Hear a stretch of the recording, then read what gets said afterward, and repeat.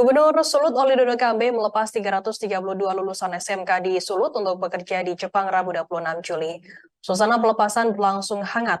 Oli Dodo Kambe menyemangati para lulusan yang meminta pada mereka belajar dengan giat agar dapat menyesuaikan diri dengan suasana kerja di Jepang. Oli mengatakan kerja di Jepang merupakan program Pemprov Sulut untuk peningkatan SDM. Tujuannya agar tenaga kerja di Sulut dapat bersaing di dunia internasional. Informasi lebih lengkapnya akan disampaikan oleh rekan jurnalis kami dari Tribun Manado, ada Arthur Rompis yang akan melaporkannya. Silakan rekan Arthur. Ya, selamat sore Firda dan Tribuners. Jadi beberapa waktu yang lalu Gubernur Sulawesi Utara Oli Dodo Kambe melepas 332 lulusan SMK untuk bekerja di Jepang.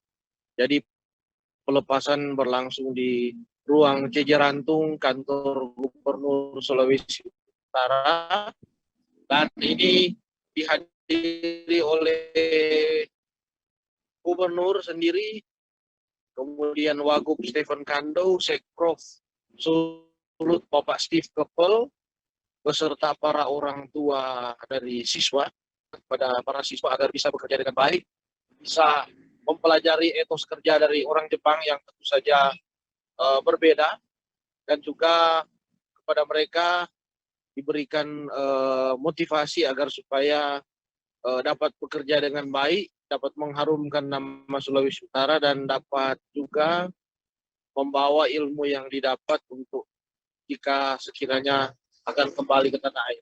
Jadi program tersebut merupakan program dari pemerintah Provinsi Sulawesi Utara. Jadi sebelumnya sudah ada 200 orang yang diberangkatkan. Orang lulusan SK ini akan mengikuti pelatihan lebih dulu selama 3 bulan untuk mempelajari budaya serta tata kerja di sana.